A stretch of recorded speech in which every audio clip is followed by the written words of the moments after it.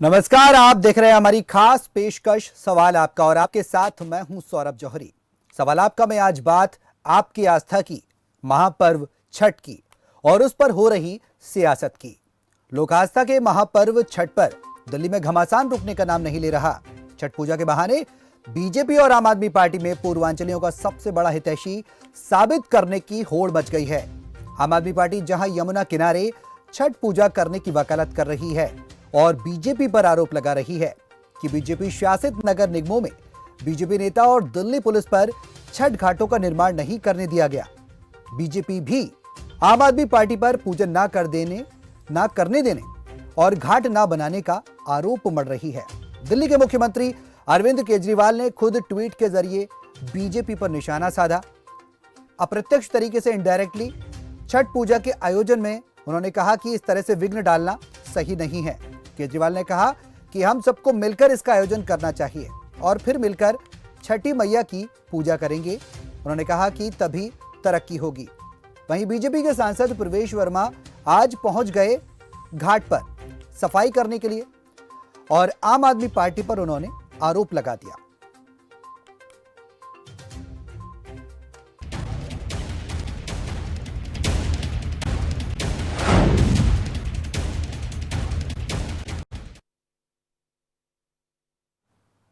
अब सवाल यह उठता है कि दिल्ली में छठ पूजा पर क्यों सियासी घमासान मचा हुआ है। तो आपको बता दें कि राष्ट्रीय राजधानी में काफी संख्या में पूर्वांचल के लोग रहते हैं, जिसके साधने की दोनों ही पार्टियां लगातार कोशिश कर रही हैं। और इसी कड़ी में बीजेपी नेता मनोज तिवारी ने भी आम आदमी पार्टी पर छठ पर्व को लेकर गंभीर आरोप लगाया। तो वहीं बुराड़ी से आप विधायक संजीव झा ने भी बीजेपी पर कई सवाल खड़े कर दिए।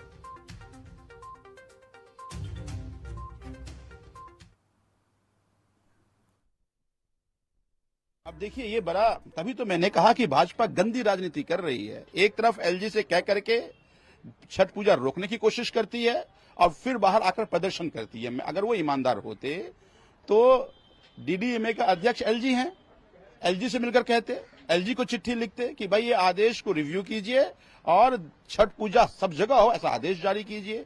लेकिन जब ये नहीं रोक पाए, अब ये भाजपा बेनकाब हो गई है। जहां जहां डीडीए और एमसीडी की जगहों पे पूजा हो रहा है, वो सब जगह पूजा रोकने की ये कोशिश कर रहे हैं। पूरी ताकत लगा लिया है कि जितना हो सकता है पूजा रोको। क्यों? क्योंकि उनको पूर्वांचल वासियों से नफरत है।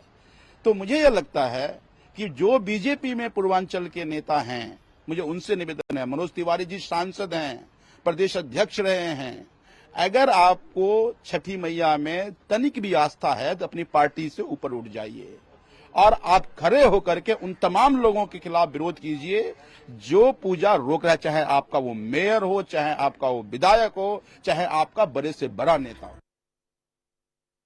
सबसे बड़ी बात है कि इसको क्यों छुपाना चाहते हैं आप अरविंद केजरीवाल जी। हमारी बहन डुबकी लगा रही, इसकी तबीयत खराब होगी, कौन जिम्मेदार होगा? वो तो छठ माई की कृपा है कि ऐसे जल में भी वो खड़ा है तो भी उसका बड़ा नुकसान नहीं है।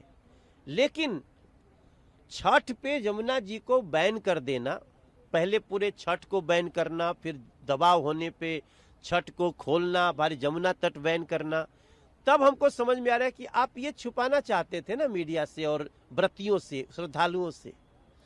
ऐसी स्थिति में मेरा मानना है कि इसको क्षमा नहीं किया जा सकता। मैं माननीय सुप्रीम कोर्ट से प्रार्थना करता हूं कि आप सुओ मोटो लीजिए और दिल्ली सरकार को यथाशीघ्र बर्खास्त करिए। क्या अब सारे लोगों की जान ले लेंगे तब कार्रवाई होगी? आपकी एक भी वादा पूरा नहीं हो रहा है। यहां पे वजीराबाद से आज यहां कालिंदी कुंज तक, यहां तक मुश्किल से 28 किलोमीटर की यमुना। हरियाणा में भी यमुना जी साफ है, आगे भी यमुना जी साफ है, यहां क्या हो जा रहा है?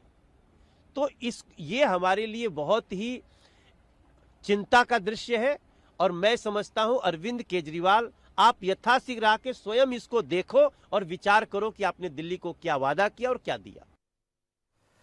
तो सवाल आपका में आज हम बात करेंगे दूषित यमुना की कि किस तरीके से यमुना में जहर घुल गया और वो आपके लिए कितना खतरनाक हो सकता है, ये एक अहम सवाल है। एक नजर डालेंगे कुछ सवालों पर, फिर शुरू करेंगे चर्चा। तो महापर्व छठ पर ही सियासत क्यों एक बड़ा सवाल है। यमुना में घुले जहर का जिम्मेदार कौन होगा? क्यों समय रहते नहीं किया गया इंतजाम? आखिर आरोप प्रत्यारोप क्यों चलते रहे? आस्था के साथ खिलवाड़, आस्था या फिर महज सियासी बिसात? सवाल आपका में फोन नंबर हमने ओपन कर रखे हैं, सीधे आप इस नंबर पर कॉल करके हमसे जुड़ सकते हैं। तमाम नंबर हम ओपन कर रहे हैं और आप डायरेक्टली इस नंबर पर कॉल करके आप हमसे जुड़ सकते हैं और अपना सवाल इस कार्यक्रम में रख सकते हैं, क्योंकि आपके हित का मुद्दा है। छठ पर्व है, महापर्व है, ऐसे में बेहद ही संजीदा मुद्दा लेकर हम हाजिर हैं। हमारे साथ चर्चा में बीजेपी प्रवक्ता शुभेंदु शेखर अवस्थी जी शामिल होंगे। धनेंद्र भारद्वाज हमारे साथ हैं, प्रवक्ता आम आदमी पार्टी के हैं। आप दोनों का बहुत बहुत शुक्रिया सर, इस खबर फास्ट के इस खास कार्यक्रम में शामिल होने के लिए और समय निकालने के लिए। सबसे पहले सवाल जी, सबसे पहले मेरा सवाल ये है शुभेंदु शेखर अवस्थी जी, मैं आपके पास ही आना चाहूँगा। एक सवाल ये कि आम आदमी पार्टी आरोप लगा रही है, संजीव झा की बात की जाए या फिर तमाम अरविंद केजरीवाल की बात की जाए, उन्होंने बीजेपी पर साफ तौर पर आरोप लगा दिए कि बीजेपी ने यमुना घाट के आसपास छठ पर्व को देखते हुए साफ सफाई नहीं होने दी। आखिर बीजेपी ने ऐसा किया?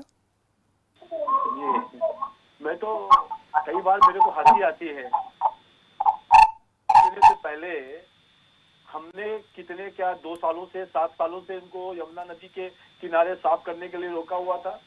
ये तो चाहते ही नहीं थे कि इस यमुना के किनारे छठ की पूजा हो, इसलिए इन्होंने जब इनके घर के सामने मनोज तिवारी जी और आदेश गुप्ता जी ने आंदोलन किया, जिसमें मनोज तिवारी जी को चोट भी लगी, उसके अगले दिन इन्होंने एलजी को चिट्ठी लिखी, वो भी बड़ी फॉर्मेलिटी दिखाने के लिए। जब इनके जो कुछ नेताओं ने समझाया होगा कि ये पूर्वांचल के लोग हैं, कहीं ना कहीं उल्टा ना पड़ जाए, तो जिम्मेदारी के साथ। और अभी संजीव झा जी कह रहे थे कि हमारे एलजी ने परमिशन नहीं दिया।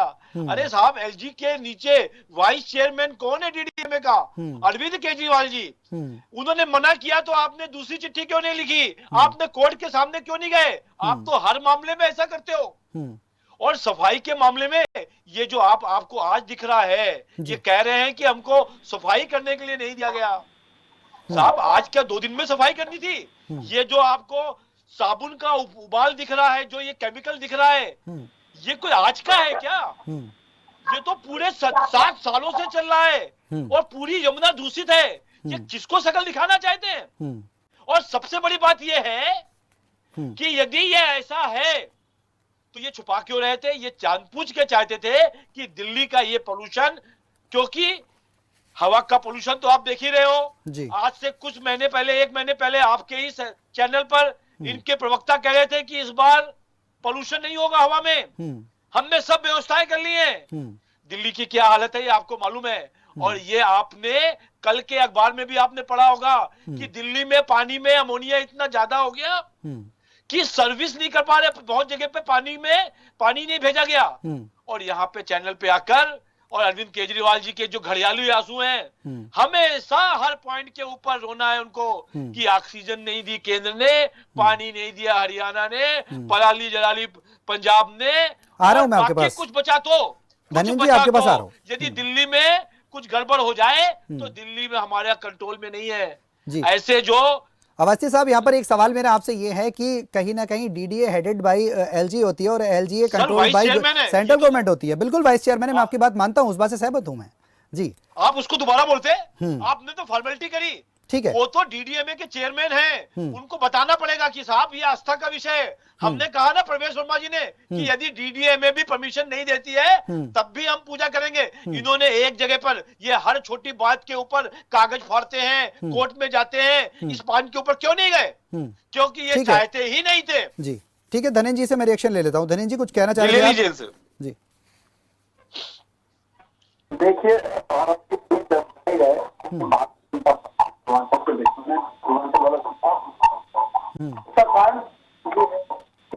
लोगों ने इनको और पूर्वांचल समाज को बिल्कुल न पता हुआ है और दिल्ली में पूर्वांचल केजरीवाल को वोट करता, अपनी पार्टी को वोट करता, तो कहीं लगेगा कि भारतीय जनता पार्टी को दिक्कत है और भारतीय जनता पार्टी तरीका से काम करती है, जैसे वालों को तंग किया जाए, जैसे को परेशान किया जाए, उसको यहाँ प्रभावित होती है।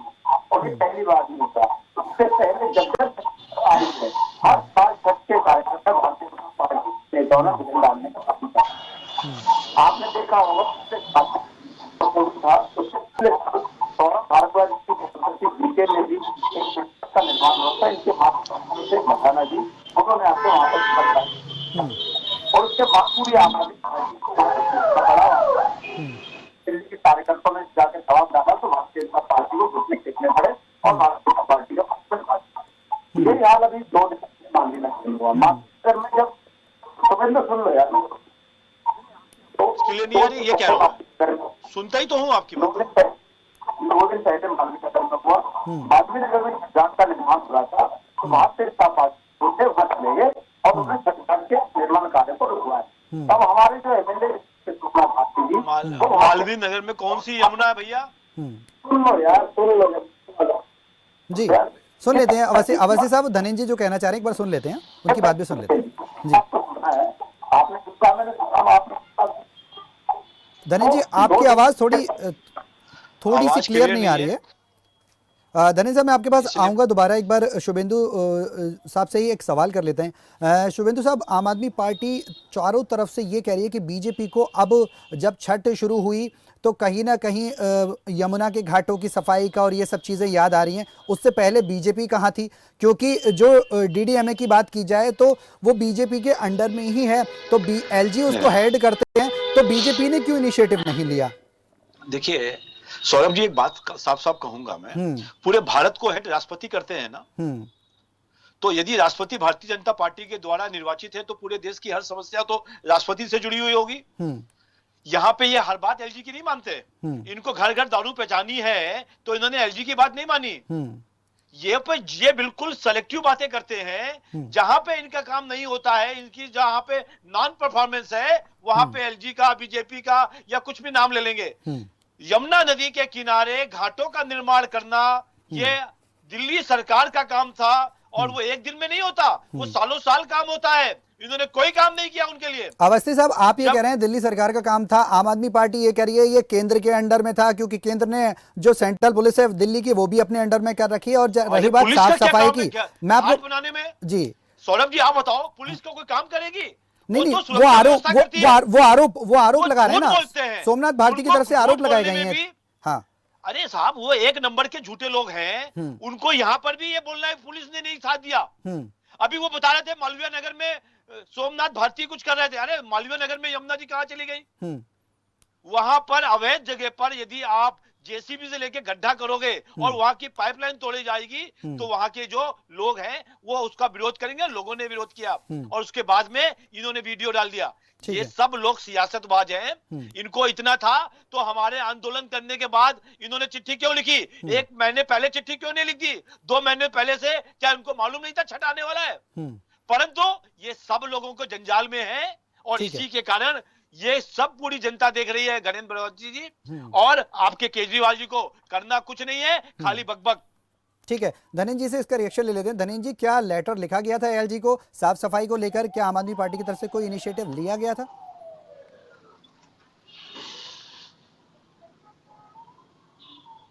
धनेंद्र जी, आवाज मिल रही है आपको? नहीं आ रही है मेरे पास। आवाज मिल रही है अब आपको धनेंद्र जी? हाँ, आवाज आ रही है आपको? बिल्कुल आ रही है। आपको मेरा सवाल समझ आया सर? मेरे को समझ में आ गया सर जी, मैं जवाब दूँ जी।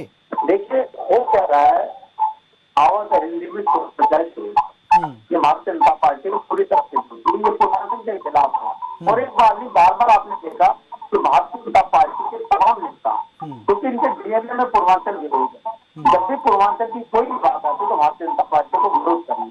चाहे वो छठ पूजा का मामला हो, चाहे छठ घाट बनाने की बात हो, भारतीय जनता पार्टी को पूर्वांचल से दिक्कत समझ में हमें भी आती है। तो पूर्वांचल के लोग भारतीय जनता पार्टी को दिल्ली में वोट नहीं करते, दिल्ली के लोग अरविंद केजरीवाल आम आदमी पार्टी को क्या करते हैं, इसलिए भारतीय जनता पार्टी को पूर्वांचल के लोगों से पूर्वांचल सकता है। और ये पहली बात नहीं, मैंने आपको बताया बार बार इस तरीके की जब भी जिस साल भी छठ आती है भारतीय जनता पार्टी को छठ में डालना है आदत बन चुकी है।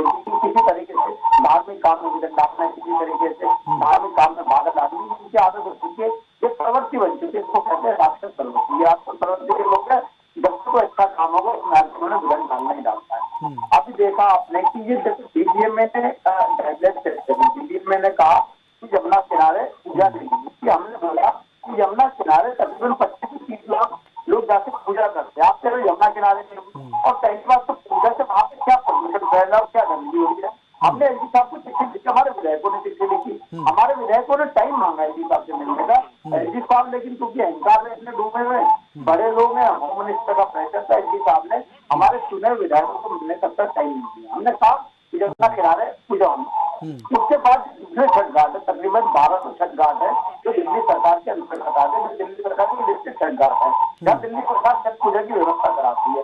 उन्हीं छठ घाट में जो द्वारका वाला कल्चर बोर्ड है, वो वाला छठ घाट जहाँ पे 30 साल से छठ पूजा हो रही है और वो लिस्टेड छठ घाट है। और उस छठ घाट पे जब हमारे विधायक ने वहाँ पे काम शुरू करवाया तो भारतीय जनता पार्टी के मेयर साहब आ गए, मेयर साहब ने छठ घाट का काम रुकवा दिया, बोले जी यहाँ पे छठ नहीं होगी। अब ये देखिए गुंडा धनेन जी यहाँ पर मैं आपको घाट लिस्टेड है, आप उस पर पूजा नहीं होने दोगे। और उसके बाद देखिए क्या करारा टमाटर इनके मुंह पे लगता है। धनेन जी मैं यहाँ पे क्षमा के साथ आपको रोकना चाहूंगा क्योंकि आवाज सर आपकी क्लियर नहीं आ रही है। मैं अपनी टेक्निकल डिपार्टमेंट से कहूंगा कि जल्द से जल्द आपकी आवाज को क्लियर किया जाए जिससे कि ये जो डिबेट है एक सही सुचारू रूप से चल सके। इस बीच मैं एक दर्शक है हमारे साथ रणवीर है रोहतक से, उनका सवाल ले लेते हैं। रणवीर जी स्वागत है आपका खबर फास्ट में, अपना सवाल करिए। सौरभ जी नमस्कार। नमस्कार सर। सौरभ जी देखो, ना तो जनता से और छठ पूजा से आम आदमी को पार्टी को कोई सरोकार है और न ही भाजपा को कोई लेना देना है, सिर्फ ये राजनीति कर रहे। आज जहर तो देखो, भाजपा ने हमारे देश में जाति पाति का, अमीर गरीब का कहलाते ही जा रहे हैं, लेकिन अभी जनता समझदार हो गई है। नहीं तो ये जहर फैलने देंगे नहीं, ये अगर विकास करेंगे तो कोई वोट मिलेगा, खाली ऐसी राजनीति करने से कोई वोट नहीं मिलेगा। 2024 में पत्ता साफ हो जाएगा अगर इसी तरह से डिबेटों पर आकर खाली आरोप प्रत्यारोप लगाने का काम करते रहेंगे। जी बिल्कुल सही बात। जनता काम चाहती है और काम कीजिए, न कि बहसबाजी और राजनीति कीजिए। बिल्कुल सही बात है, बिल्कुल सही बात है रणवीर जी, बहुत बहुत शुक्रिया आपका अपनी राय रखने के लिए। तो सवाल बेहद अहम है, जनता को काम चाहिए और जिस तरीके से दिल्ली में यमुना जो बह रही है उसके हालात देखकर वाकई में बहुत चौंकाने वाले हालात हैं। छठ का महापर्व चल रहा है, घाटों को लेकर व्यवस्था नहीं है, साफ सफाई को लेकर बिल्कुल भी व्यवस्था नहीं है। तस्वीरें आप देख सकते हैं किस तरीके से हैं, चुनौतीपूर्ण तस्वीरें हैं। बीजेपी की बात की जाए तो बीजेपी के तमाम नेता मौजूद हो जाते हैं, घाट पर पहुंच जाते हैं। आम आदमी पार्टी के तमाम विधायक आरोप लगाते हैं, खुद दिल्ली के मुख्यमंत्री आकर यहां पर कह देते हैं कि साफ सफाई के लिए केंद्र सरकार की तरफ से कोई ऑर्डर नहीं दिया गया। और बीजेपी ये कह रही है कि दिल्ली सरकार ने साफ सफाई को लेकर सुनिश्चितता नहीं बरती, ये फिर आरोप लगा रही है। हमारे साथ शुभेंदु शेखर अवस्थी जी हैं, बीजेपी के प्रवक्ता हैं। सर सवाल यही है कि साफ सफाई को लेकर ये जो आरोप आप पर लग रहे हैं और बीजेपी पर लग रहे हैं कि डीडीए और एमसीडी की जो जगह थी वहां पर सालों से पूजा हो रही थी और बीजेपी ने उन्हें रोकने का काम किया, क्या बीजेपी ने डीडीए और एमसीडी की जो क्षेत्र के अंतर्गत जो स्थल आते हैं, जो नहरें आती हैं, जो वो चीजें आती हैं जहां पर पूजा की जा रही है, वहां पर रोकने का काम किया था? एक भी फोटो भेज दे जी। मैं तो ये कह रहा हूँ कि डीडीए और एमसीडी की जो स्थान जहाँ पे पूजा सालों साल से हो रही है, वहां पे एमसीडी ने लगभग 15 दिन पहले ही कंप्लीट कर लिया है और डीडीए की भी जगहों पर सब काम पूरा हो चुका है। जो यमुना नदी के किनारे पर इनको बनाना था, इनको काम करना था, इन्होंने कोई काम नहीं किया और लास्ट तक इनकी पूरी कोशिश रही। आप ये देखिए कि यमुना नदी का जो आप फोटो दिखा रहे हो, खुद घनेन्द्र भारद्वाज जी देख रहे होंगे और उनको भी शर्म आ रही होगी कि ये देश की वही यमुना नदी है जिसको साफ करने के लिए 7 साल पहले आपने एक बहुत बड़ा आंदोलन खड़ा करने को कहा था और कहा था कि इसको हम बिल्कुल लंदन की थेम्स नदी बना देंगे। कई बार ये जो आपको ये साबुन का फेना दिखाई दे रहा है, ये आपको दिल्ली में ही दिखाई देगा, आपको कभी हरियाणा में नहीं दिखाई देगा। कारण क्या है कि दुनिया भर की इंडस्ट्रीज के लोग इसमें डाल रहे हैं केमिकल और ये लोग फेल हो चुके हैं। दूसरा चीज, ये देख के यदि हमको ये ना पता चले कि ये यमुना है तो ऐसा लगता है कि बादलों के बीच में कुछ महिलाएं खड़ी हैं जो भगवान की पूजा कर रही हैं। ये देख के भी शर्म नहीं आ रही ना केजरीवाल जी को ना उनके प्रवक्ताओं को कि कितनी यमुना गंदी कर दी है आपने और उसके बाद यहाँ पर बैठ के खाली बातचीत कर रहे हो। आपका तो दिल्ली के पोल्यूशन को खत्म करने का वादा था, ना हवा में ना पानी में। लेकिन वो तो ये कह रहे हैं कि हमने वो तो ये कह रहे हैं ना सर कि हमने तो डीडीएमए को मांगा था, आदेश नहीं मिला, उसके बाद हमने फिर एलजी को लेटर लिखा, डीडीएमए की तरफ से कोई कंसर्ट आई नहीं। यमुना नदी में ये जो फेना दिखाई दे रहा है, केमिकल दिखाई दे रहा है, इसके लिए कौन सा क्वेश्चन चाहिए, कौन सी परमिशन चाहिए? झूठ बोलते हैं आपके सबके चैनल के सामने। धनेंद्र जी से प्रतिक्रिया ले लेते हैं। धनेंद्र जी कुछ बोल पाए आप, आपकी आवाज साफ आ रही हो तो?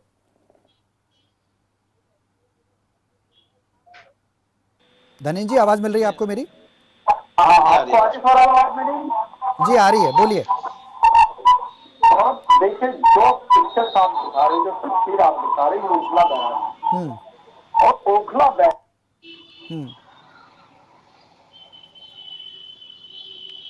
सर आवाज नहीं आ रही है। टेक्निकल इशू है कोई? बिल्कुल मैं आपके पास आऊंगा धनेंद्र जी, बहुत ही कोई टेक्निकल इशू की वजह से। अवस्थी साहब ये एक सवाल ही है, कहीं ना कहीं आप भी समझ रहे होंगे, केंद्र में आपकी सरकार है, बीजेपी की सरकार है, तो कहीं ना कहीं नैतिक तौर पर जिम्मेदारी तो बनती ही है जनता के लिए। अच्छा बताओ जी, अच्छा ये बताओ कि यदि दिल्ली के अंदर पोल्यूशन को ठीक करने की कोशिश कर रहे हैं तो उसमें कोई इन्होंने एलजी से परमिशन लिया है क्या? नहीं, जरूरत ही नहीं है उनको, अपने कामों के लिए कोई जरूरत नहीं है परमिशन की। ऐसे ही यमुना को साफ करने के लिए कोई परमिशन की आवश्यकता नहीं है।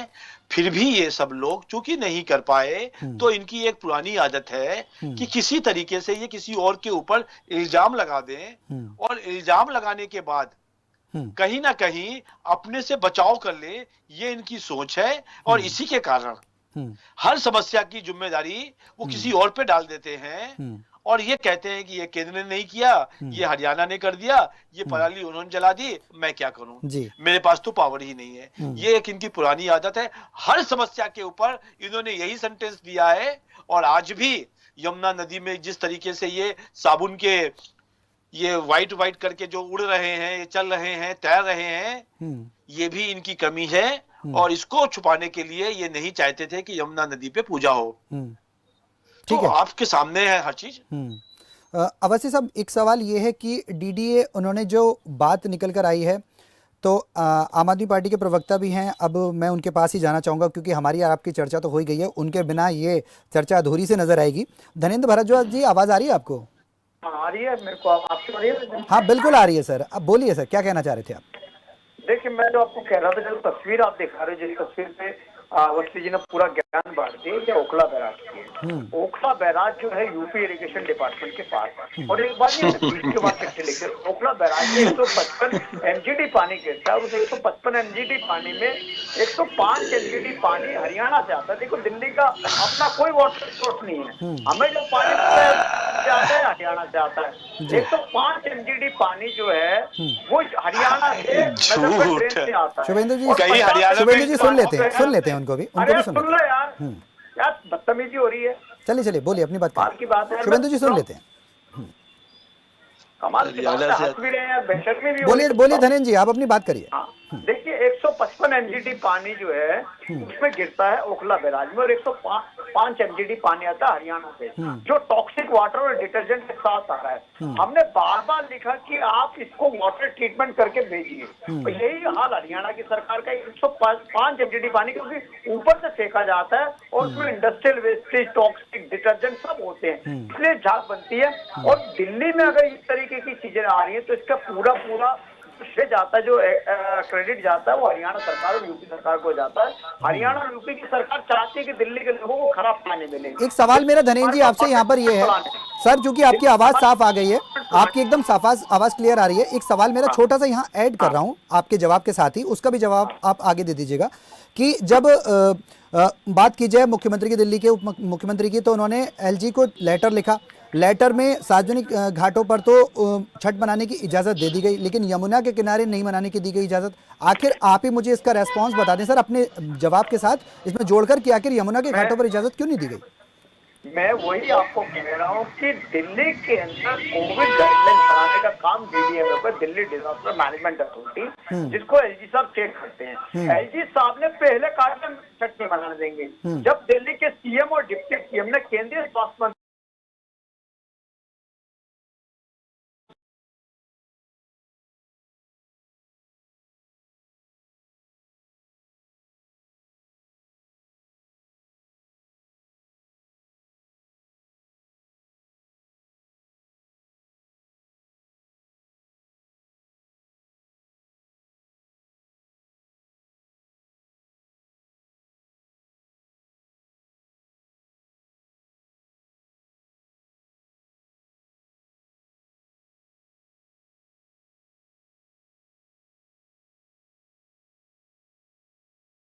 कुछ चिट्ठी लिखी तो छठ विरोधी पैदा, क्योंकि आपने कोई छठ मनाई नहीं, ना आपके नेताओं ने मनाई। आपके नेता तो पूर्वांचल के विरोध में है, पूर्वांचल के खिलाफ है, आपको डिबेट कर रहे हैं। हमने चिट्ठी लिखी, चुने जनप्रतिनिधियों से मिलने का समय एलजी साहब ने नहीं दिया और एलजी साहब ने तो गलती फरमान जारी कर दिया।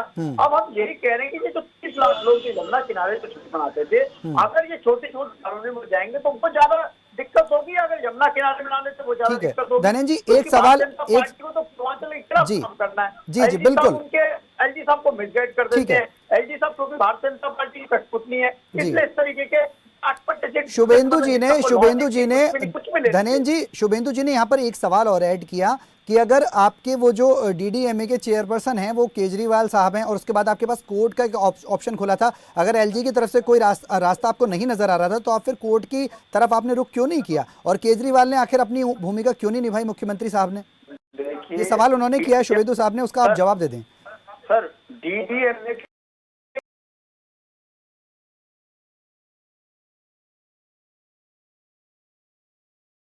चेयरमैन सेक्रेटरी भी मेंबर है, सिर्फ मेंबर है। मेंबर सिर्फ अपनी सलाह दे सकता है, फैसला लेने की पूरी ताकत में संविधान के अंतर्गत एलजी साहब को है।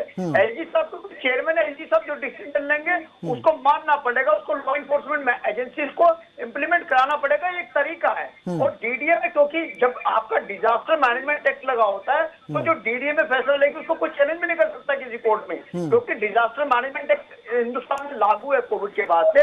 तो इसलिए जो डीडीएमए, जो डिजास्टर मैनेजमेंट अथॉरिटी है, जो वो डिसीजन लेके आपको उसको मानना पड़ेगा। पूरे देश में एक प्रोसेस है, कोई दिल्ली में प्रोसेस नहीं चल रहा, इसलिए ये इस डिसीजन को लेना एलजी साहब का काम था। एलजी साहब को बताना चाहते थे, समझाना चाहते थे कि छठ कैसे मनाई जाती है। छठ से ना कोई गंदगी होती है, ना प्रदूषण होता है। इसलिए यमुना घाट पे, क्योंकि यमुना के किनारे छठ मनाने की लाखों साल पुरानी परंपरा है, हम बताना चाहते थे परंपरा का हिस्सा है ये हिंदू धर्म की मेथोडोलॉजी। मेरा एक सवाल और था सर कि अगर डिसीजन नहीं लिया गया तो फिर जो शुभेंदु शेखर साहब कह रहे हैं कि कोर्ट का रुख क्यों नहीं किया गया फिर? खिलाफ है, ये पूर्वांचल के खिलाफ है, तो ये इनका एक डीएनए में है कि इनको बस जब वोट चाहिए हो तो तब इनको इन सब चीजें ज्यादा है, इसके वैसे इनका कोई मतलब नहीं। ये हर चीज के खिलाफ है, क्योंकि दिल्ली में पूर्वांचल के लोग इनको वोट नहीं देते, इसलिए इनको लगता है कि कहीं ना किस तरीके से बदला लिया जाए, बहाना ढूंढते कोई ना कुछ इस तरीके से पूर्वांचल के लोगों को, क्योंकि पूर्वांचल के लोग गरीब तबके के लोग हैं, कैसे उनको दबाया जाए, कैसे कुचला जाए, कैसे परेशान किया जाए, कैसे उनको मारा जाए, पीटा जाए, भारतीय जनता पार्टी की टीम नहीं है।